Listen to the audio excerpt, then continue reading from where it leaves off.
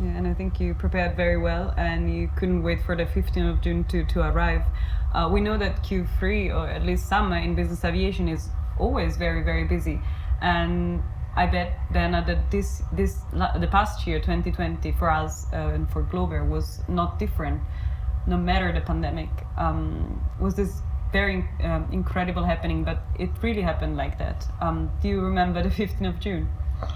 Yeah, I mean, you might think that aviation was in the deepest crisis ever since. So how should be their business even in summer 2020?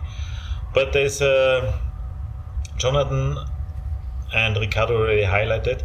We had let's say some strong signals from many sources, from the market, from the end customer, that we felt quite confident once the restriction got lifted that the business will jump, as just stated, from sleeping mode almost in a full business mode, so really like crazy. And one thing we learned during this pandemic phase is planning. Really being prepared, having trigger points, as just mentioned by Ricardo, so clear points, and having plans ready for various scenarios. And we had this ready, and we communicated clearly to our team. So when this happens, then we do this. So we were prepared.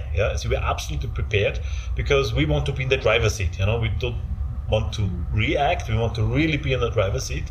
We're pilots. In aviation, we really want to make the decision and be proactive. Always be ahead the aircraft, be ahead of the business. So we were quite prepared. And then it happened actually. So it was like I would say a big wave was coming. The number of requests our team managed was crazy.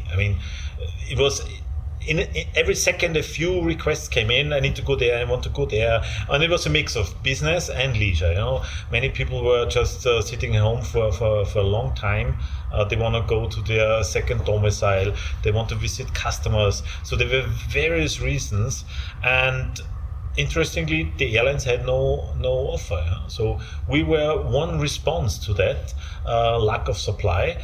That during this period we had a lot of contacts to people who never were users of private jet charters, and we gave them an answer, and we said we have something ready. And at that period we had we called them converters. So we had a lot of people coming from legacy carriers, from commercial airlines, to us, and luckily we were able to convince them about our customers, and they are still customers. So it was for us a big moment that we were able to convert a lot of customers from the airlines to our business and find new customers.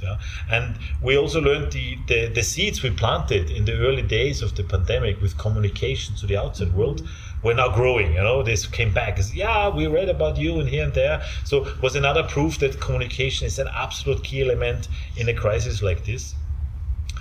And what was also very emotional, I would say, as just Ricardo mentioned, we had a lot of crew sitting at home, and their job is being out there. It's not sitting at home, being out every day, a different place, every day some different overnight, and they were just hungry. We had pilots saying, "I need jobs, I want to have flights, give me more, give me more."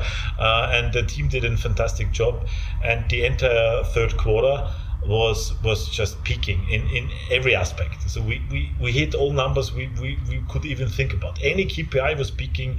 Any numbers like flight hours, number of customers, number of new customers, flight hours, number of sectors a day, new destinations, it all peaked. This was just amazing, and also was good for us. That we said, okay, we're full back in business. We have something to do. We are not struggling. Actually, we can compensate something which we have lost in the second quarter. So we were really very emotional about that, and we were quite, let's say, there's no challenge out there. We find solutions, and third quarter was just amazing. I would say it was one of the best quarters we ever had in this company. Jonathan, do you agree in terms of sales? How was summer for you?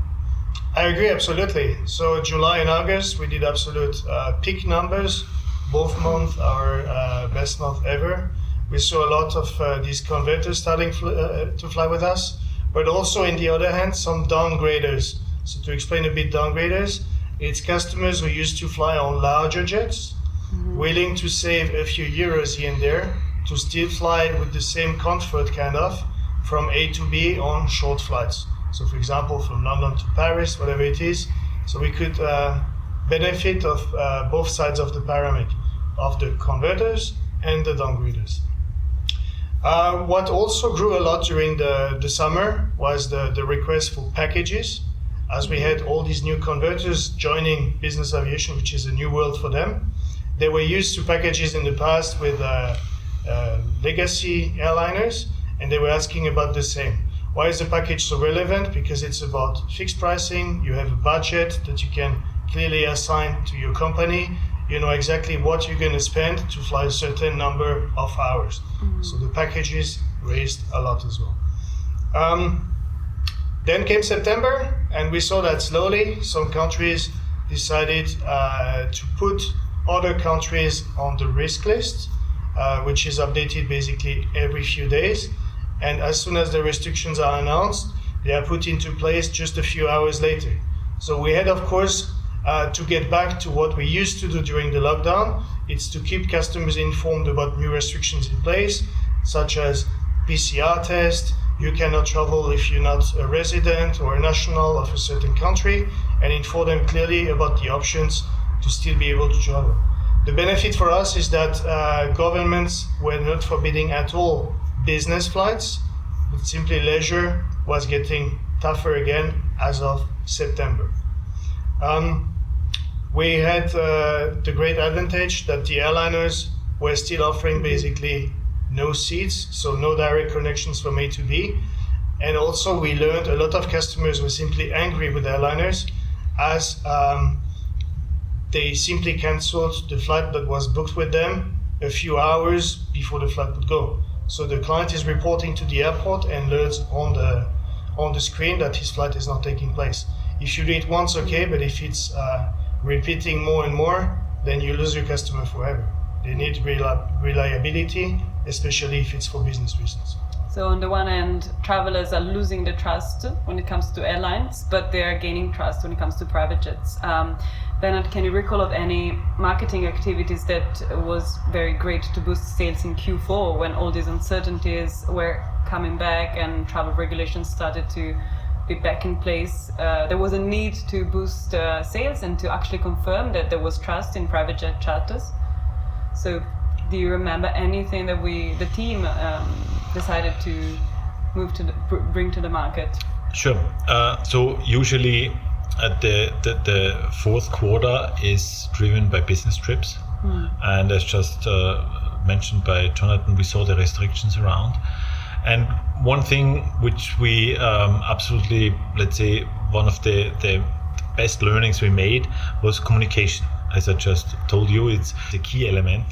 And the audience was still receptive. You know, they said, okay, I need information. I want quality information. That's why the power and the thrust we had on our communications and online marketing was still full on. So we had full fuel, full boost. We didn't step back. It was actually the opposite. We did more, because we said, okay, Q3 was great, so let's continue this, take this momentum of new customers, converters and downgraders. And as we have no other channels, still no events were possible, nothing, we couldn't go out to visit customers. The only way was communication via the online channels available. That's why we pushed. Yeah, and then I'm very proud that my team had a fantastic idea, amazing idea. So there was the concept bringing on the market the unique 1 million JetCard. This is a JetCard worth 1 million, only awarded to one candidate. Basically, the candidates, or the concept was the candidates have to apply for it. And the 1 million JetCard was about some benefits to the customer, and we launched it, and the success of this story is just amazing. But I think Jonathan can tell you more about this fantastic thing. Tell us, Jonathan, what is the 1 million JetCard? So we decided to launch this one and unique 1 million JetCard the idea was to make it very special. We had a great interest for our packages. The demand was really rising of new customers, but also existing customers willing to secure hours in order to travel for the future. Because it was kind of known that airliners will not be back tomorrow, but maybe in a few months or even a few years. So we decided to launch early in the Q4 the 1 Million JetCard. So we had a lot of applicants for this card, and we found a lucky winner at the end of December, which is now the owner of the 1 Million JetCard. Concept is simple. It's 1 million prepayment upfront, and then you are entitled to a lot of benefits, such as a super competitive rate, no positioning fees, a 6 hours guaranteed availability on our fleet. So you call now, and in 6 hours you fly, no matter what. And also some partner benefits, such as the 6th Diamond card. He's receiving a nice golden 1 million jet card, which is nice for the wallet, and so on. The interest was really, really high, and it was a good experience for us with this marketing activity. A great success. And how does Q4 end? We arrive at a moment when it's Christmas and Christmas holidays, but there are some restrictions still. Where did you fly passengers most? We still had a lot of flights in December. If you follow online our flight radar, our spider track, you can see clearly that we grew 24% in December, which is pretty good for 1 month only. And the main reason for flights were mainly business, of course, and we did a lot of leisure trips, especially to Switzerland.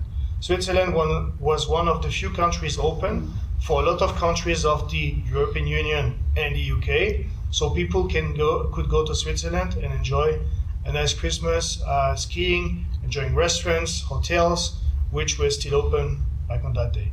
We know, of course, that as of the 20th of December, the new sort of virus came from the UK, and then, of course, it was less British residents flying to Switzerland, but it was compensated due to a lot of European flights. Thank you. Christmas also brings usually gatherings within the company. So, Ricardo, from your side, I'd like to know, how did you keep the team spirit high in a moment when normally there is a lot of happiness and sharing, but it was not possible at that time?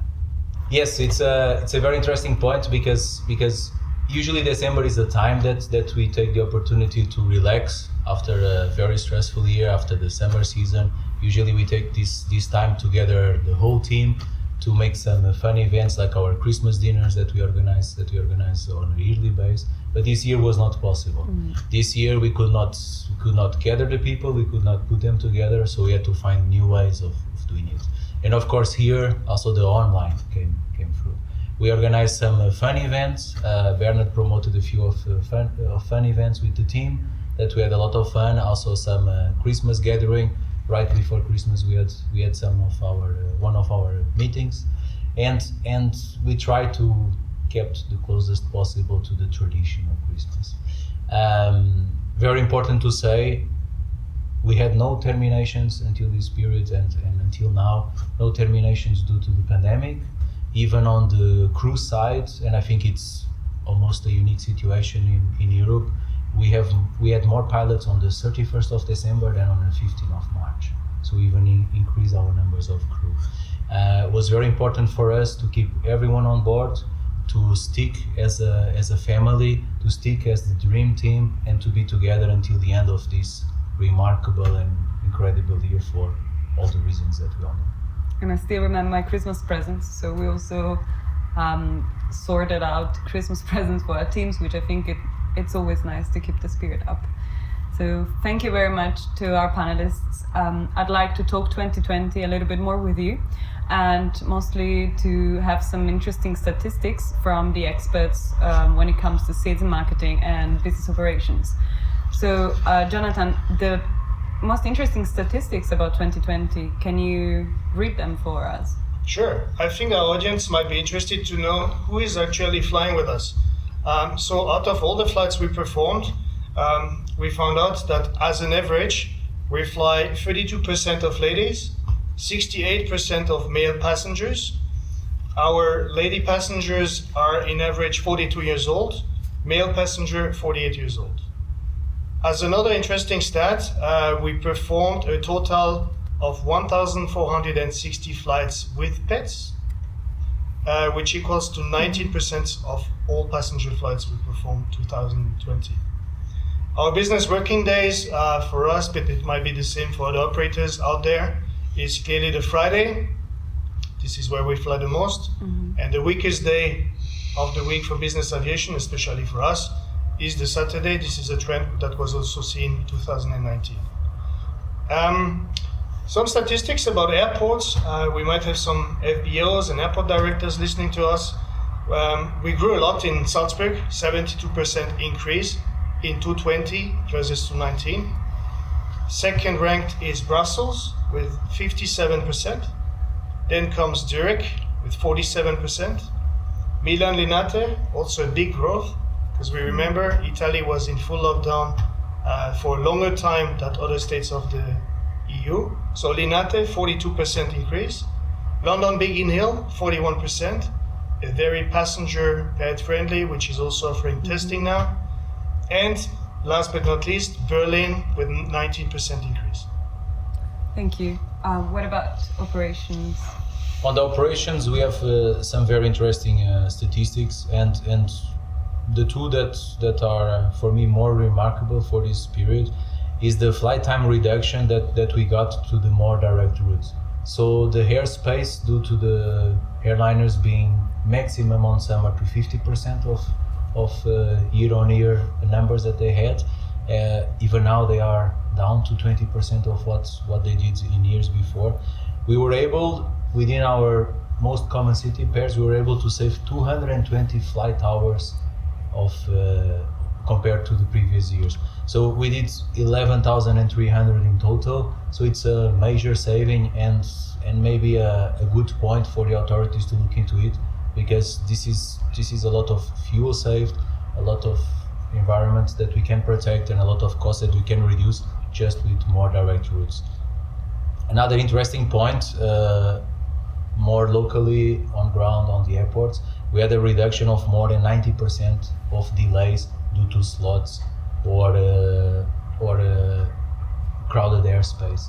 So usually summer is a very busy season with congested airspace, with some strikes that we saw in previous years, some restrictions in some certain areas.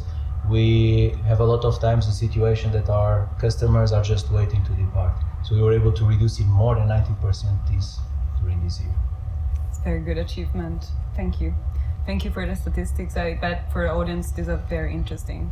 Bernhard, 2020 was a roller coaster. Can you wrap it up for us? Yeah, you say it was a roller coaster. So from Q1, as we heard, a year as every other year started quite well planned. Everything was in line. Q2 was basically a shock moment where we had to recover and to find new ways, but still a huge uncertainty. Q3 was peaking as we never have seen before. Another challenge is to tackle when it comes to logistics and resources. Q4, interestingly, was way better than we thought in the beginning, and at the end, if we look back to hard facts and numbers, it was a record quarter as well. So we had such a strong fourth quarter, which we never have seen before, and this gave us some confidence for 21. So I would say the decision we made back in March that we continue as a team. Number one priority was we want to keep everybody on board. So we were looking always forward and ahead. And I think as a market leader in the industry, we have one element in our DNA, which is always looking forward. So I think none of our team members looking sideways, and what are the others are doing, and so on and so forth. We're not copying anything. It's just we are our team. We know our capabilities. We are absolutely open for any learning. We have a very good culture in terms of fail and try and do it better. We are happy about every mistake we do, because we just can learn. And I think this was an exercise we went through, let's say, almost hour by hour. because there were so many things unknown. But we were just looking ahead and didn't care what others are doing. We make our way, we do our way. So we did also during the crisis. So all I would say, number one important thing was we kept everybody on board. We secured financially our business and our accounts. So gave us power to survive and to be stronger. We said we want to be stronger out of this crisis, which we did. So I would say the team as a whole is much stronger than we have ever been before. We developed a culture of communication, which we never had before. So we learned a lot about communication, what works, what does not work, what is appreciated, what is needed.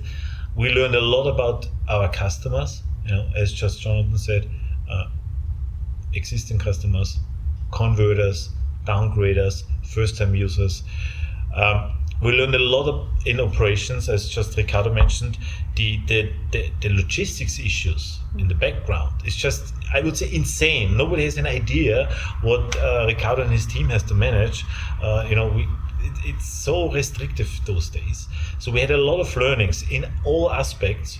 What I want to say that we became really way more skilled and way more knowledge in every single area we are tackling, which I would say give us a strong skill set for what's coming next. And I would say nothing is surprising us. So overall, 2020 was a good learning, and we closed it financially very positively, and we kept everybody on board. So I would say mission accomplished.